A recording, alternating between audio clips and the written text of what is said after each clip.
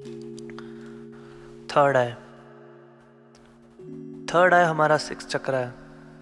ये एक ऐसा मिस्टीरियस चक्र है जिसके बारे में काफ़ी लोगों ने कहा है, लेकिन मैं सबसे सहमत नहीं हूँ, क्योंकि मैक्सिमम लोगों ने इसे बिना एक्सपीरियंस के डिफाइन किया है।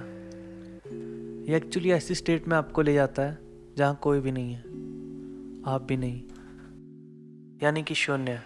या आप कह सकते हैं कि शिव तत्व को दर्शाता है, जहाँ आप सत्य से जुड़ जाते हैं। सत्य से मतलब खुद के सत्य से और दूसरों के भी। आप ऐसे जोन में आ जाते हैं जहाँ आपको आपकी मिस्टेक्स भी पता चलती है और दूसरों की भी। लेकिन इस पॉइंट पे एडजस्ट करना बहुत मुश्किल होता है, क्योंकि आपको सच झूठ सब कुछ दिखता है। या इंसान को क्या तकलीफ़ है ये भी दिखता है, और किन कर्मों की वजह से ये हो रहा है ये भी समझ में आता है। अब आप शिव कॉन्शियसनेस में होते हैं। सो सबसे पहले जो नुकसान है वो ये है कि लोग सत्य नहीं देखना चाहते।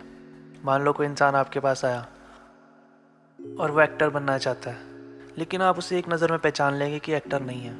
अगर ये कोशिश भी करेगा तब भी एक नाकाम एक्टर बनेगा। आप उसे सच कह देते हैं, लेकिन सच सच तो कड़वा होता है, क्योंकि आप एक ऐसी दुनिया में जहाँ पे आपको सिर्फ सच दिख रहा है, ना नेगेटिव ना पॉजिटिव, सिर्फ सच। आप उसे कैसे लेते हैं वो आप पे डिपेंड है। लेकिन उसे ये बात समझ नहीं आएगी। उसे लगेगा कि आप नेगेटिव बोल रहे हो या उससे जेलस कर रहे हो, वो आपसे दूर भागेगा। एंड सिमिलरली आपको अपने घर के हालात भी समझ में आएंगे। आपको पूरा एल्गोरिदम समझ में आएगा, कौन कहाँ ब्लॉक है, कौन किसके साथ क्या कर रहा है। लेकिन आप सलाह नहीं दे पाओगे, क्योंकि अगर आप दोगे तो आपको पागल कहेंगे, और धीरे धीरे आपको दिखने लगेगा कि आप पागलों के बीच में फंस गए हैं। क्योंकि आपकी अवेयरनेस और सिक्स सेंस आपको पहले ही काफ़ी कुछ क्लियर कर देगी। यही वो स्टेज होती है जहाँ इंसान पागल भी हो सकता है, क्योंकि आपको तो क्लैरिटी है कौन क्या कर रहा है और उसका अंजाम क्या होगा। आप इतना सोच में डूब जाते हैं कि इसका असर आपकी नॉर्मल लाइफ में पड़ने लगता है, क्योंकि इतनी नॉलेज और इतना ज्ञान बरसता है कि आप चाहते हैं कि कोई तो सुने, लेकिन ना तो कोई सुनने वाला होता है और ना ही कोई इसे समझ पाता है। लेकिन जब वो एनर्जी हावी हो जाती है या ट्रांसम्यूट नहीं हो पाती, तो आप डिप्रेशन की ओर चले जाते हैं, क्योंकि लोग तो आपके साथ आपके झूठ करके थे, उन्हें सच से क्या लेना देना। सो एक ऐसा चक्र है जिसे दिव्य दृष्टि कहते हैं। आप बैठे बैठे कहीं भी ट्रैवल कर सकते हैं, एस्ट्रल ट्रैवलिंग कर सकते हैं। और इसके साइड इफ़ेक्ट्स जो हैं वो यही है कि ओवर शेयर करना। आप प्रेम में इतना होता है कि आपको लगता है कि ये वाइब्स मैं सबको दे दूँ, लेकिन ये हो नहीं सकता, क्योंकि हर इंसान अपने कार्मिक्स में बंधा हुआ है और उसको तो आप पागल ही दिख रहे हो। और इसके जो सबसे मेजर साइड इफ़ेक्ट्स है वो ये है कि आप over share, over think and over give करने लग जाते हो, या ओवर लव करने लग जाते हो, क्योंकि आपका माइंड 10 गुना ज़्यादा चल रहा है। क्योंकि जो हो रहा है वो भी आप देख रहे हो, और जो होने वाला है वो भी आपको दिख रहा है, और जो नहीं दिख रहा वो भी आपको समझ में आ रहा है।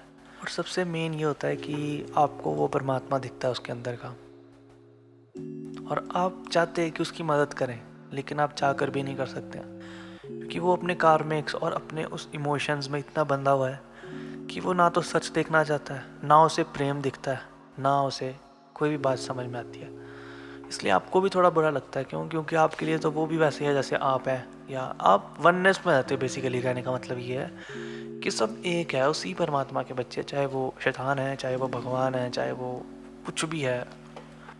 सो इस चक्र को ज़बरदस्ती मत खोलें।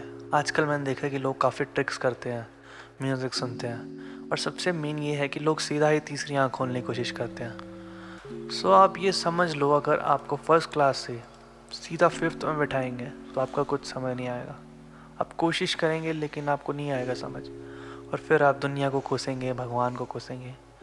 पर अगर आप पेशेंस से ये काम करते हैं तो आप काफ़ी अच्छी समझ डेवलप कर सकते हैं। इसलिए मेडिटेशन कीजिए, क्योंकि ये प्रोसेस में एक ऐसी स्टेज आती है जहाँ आपको काफ़ी लो जोन में भेजा जाता है, और अगर आप में समझ होगी तो आप स्टेप बाय स्टेप उसे क्रैक कर लेंगे, वरना उलझे रहेंगे। सो थर्ड आई चक्र अगर आप खोलना चाहते हैं तो अकेले कभी ट्राई मत करना। इसमें आपको एक गुरु की ज़रूरत है, जो आपको कंट्रोल कर सके, जो आपको आपकी मंजिल तक पहुंचा सके। सो सबसे पहले यही काम कीजिए, और अगर आपकी थर्ड आई खुली है तो आप अपने सफ़र का मज़ा लीजिए।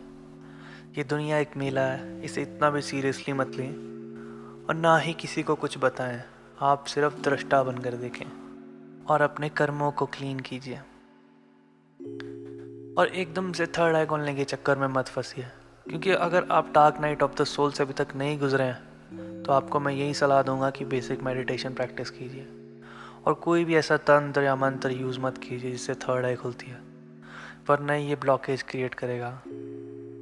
सो जो विधाता ने समय निश्चित किया है वो वैसा ही होगा।